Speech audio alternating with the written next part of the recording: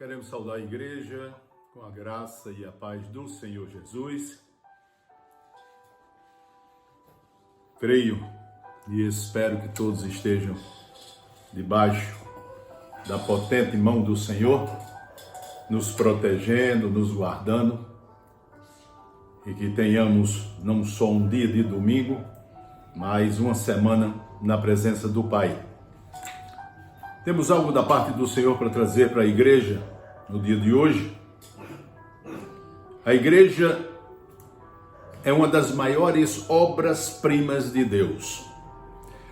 Segundo o livro de Coríntios, capítulo 12, do 12 ao 27, o apóstolo Paulo nos mostra, aleluia, o corpo de Cristo. Esse tempo do relatório bíblico foi o tempo dos apóstolos.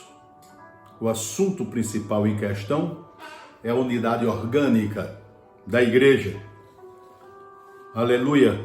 Esse texto bíblico contém diversas verdades.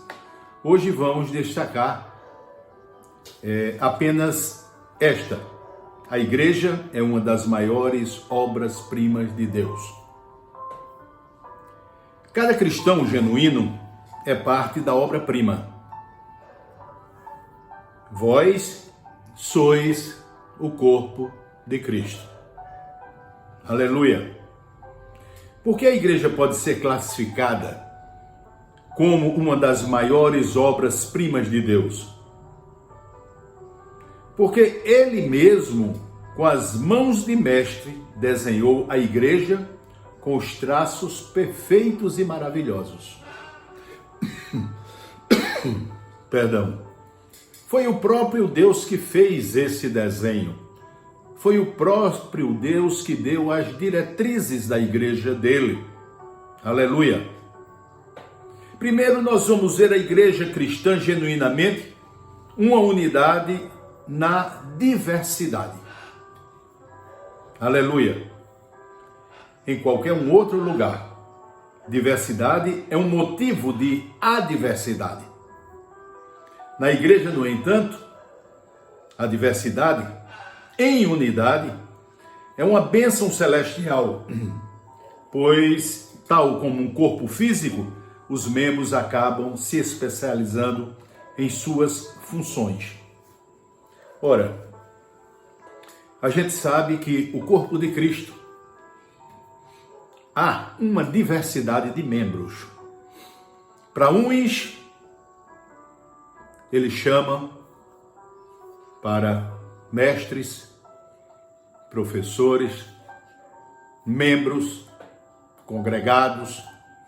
Todos somos o corpo de Cristo aqui na terra. Aleluia. No livro de Evangelho de João, capítulo 17, do 20 ao 23, e rogo não somente por este, mas também por aqueles que pela sua palavra hão de crer em mim, para que todos sejam um, assim como tu, ó Pai, és em mim e eu em ti, que também eles sejam em nós, para que o mundo creia que tu me enviaste. E eu lhes dei a glória que a mim deste, para que sejam um, como nós somos um. Eu neles e tu em mim, para que eles sejam perfeitos em unidade, a fim de que o mundo conheça que tu me enviaste e que tu os amastes a ele, assim como me amastes a mim. Glória a Deus. É o próprio Jesus que fala da unidade da igreja. Da mesma forma que existe a unidade dele com Deus, Pai Todo-Poderoso, existe a unidade dele conosco. E independente de quem seja na igreja, independente da estatura, independente da cor, independente do sexo, independente dos posicionamentos de cada um, nós fazemos parte do corpo de Cristo, conhecida como Igreja de Cristo aqui na Terra. Numa ilustração que a gente poderia ter e pode ter como ponto de partida a cruz do Calvário. Foi a cruz que a unidade da diversidade foi estabelecida. Foi exatamente no momento do falecimento, da morte de Cristo, na cruz do Calvário, que se consolidou a unidade da igreja. Em Efésios 2,16, nos diz, e pela cruz e pela cruz reconciliar ambos com Deus em um só corpo, tendo por ela matado a inimizade.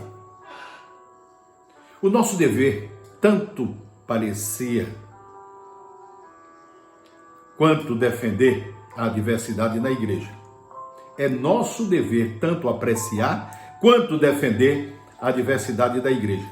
Devemos rechaçar qualquer tentativa de quebrar esse traço. O que é que nós aprendemos nesse momento?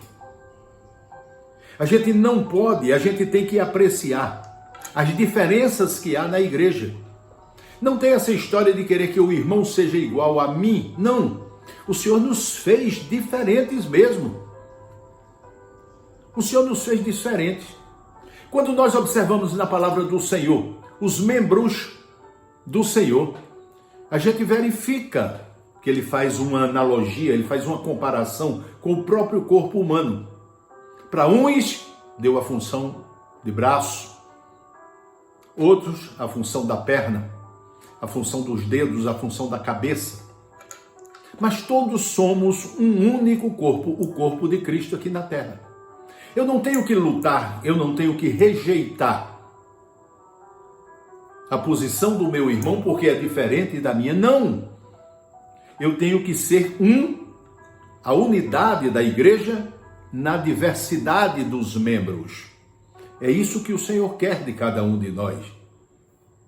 Nos lembrando sempre, vós sois o corpo de Cristo. Irmãos, não queira padronizar, não queira uniformizar os membros da sua igreja. Respeite as diferenças.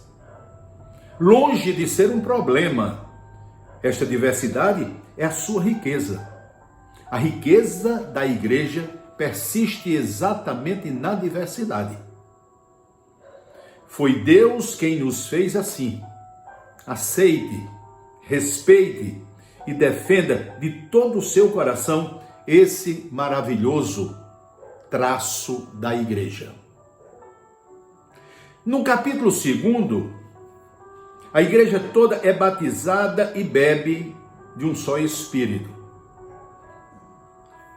O batismo em um só Espírito não se trata aqui do batismo que infunde poder, aludido em Atos dos Apóstolos 4, nem do batismo espiritual aludido em Romanos 6:3, no qual fala da identificação espiritual com Cristo em sua morte e ressurreição, nem do batismo em água. Antes, é o poder do Espírito, o qual une todos os homens sem importar sua raça, escolaridade, extrato social ou estado anterior.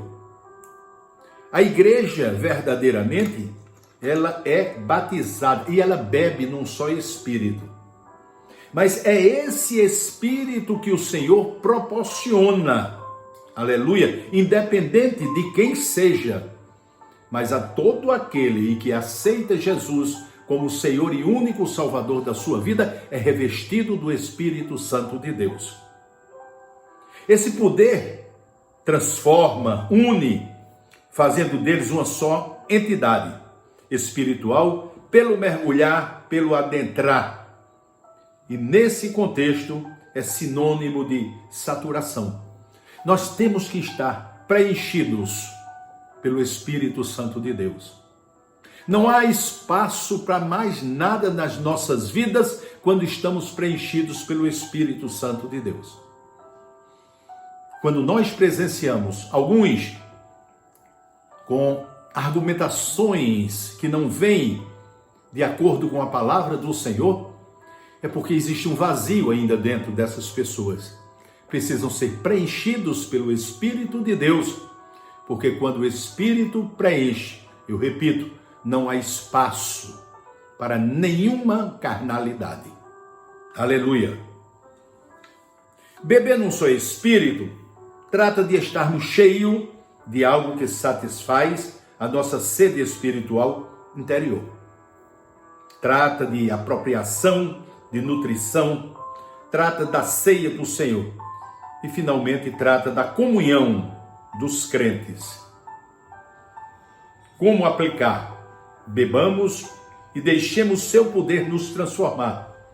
Somente cristãos, encharcados, bêbados do Espírito, estão no centro da vontade de Deus. Vós sois o corpo de Cristo. Entenda essa maravilha e abra o seu coração. Deixe o poder do Espírito Santo inundar o seu interior e transformá-lo. E beba somente dele, Cristo Jesus. Aleluia. Glórias a Deus. A igreja cristã é um organismo vivo. Aleluia. Na oposição, alguém pode dizer, uma empresa também é um organismo vivo. Mas nós, na defesa, não. Demais instituições, com exceção da família, são uma sociedade de máquinas frias, sem afeto, sem amor. Se uma de suas partes desgasta, quebra ou apresenta defeito, logo é descartada e esquecida, e substituída por outra. Não são assim os organismos vivos que preservam seus membros a todo custo. Isso é a igreja do Senhor. Aleluia. A igreja tem sentido e consciência de corpo. Os membros de uma igreja são fortemente ligados com o corpo físico. Pode até que alguém questione, mas não é assim. Mas deveria ser. Se tem alguma coisa que está errado, com certeza não é na palavra do Senhor. Se tem alguma coisa que está errado, está em nós. E precisamos corrigir para verdadeiramente sermos igreja do Senhor aqui na terra. Devemos ser membros saudáveis e ativos e cuidar uns dos outros. De nada adianta uma igreja ter um pastor sério, competente, ativo, se os demais membros não cumprem a sua função. Torna-se semelhante àquele corpo que está doente, porque a vesícula ou o intestino é preguiçoso. Vós sois o corpo de Cristo. Irmão, façamos a nossa parte. Cuidemos um dos outros para que todos se sintam bem e felizes. Num corpo sadio, em honra àquele que assim nos fez, corpo de Cristo. Vamos honrar o nosso Deus, amando e respeitando uma das maiores obras-primas, a igreja. Respeitando sua diversidade, deixando o poder do Espírito Santo nos transformar e perseverando a unidade orgânica da nossa igreja local. Que Deus nos abençoe e que possamos ter sentido o Senhor tocar nos nossos corações e proporcionar cada vez mais o sentimento de unidade da sua igreja. Que Deus abençoe a todos. Fiquem na paz.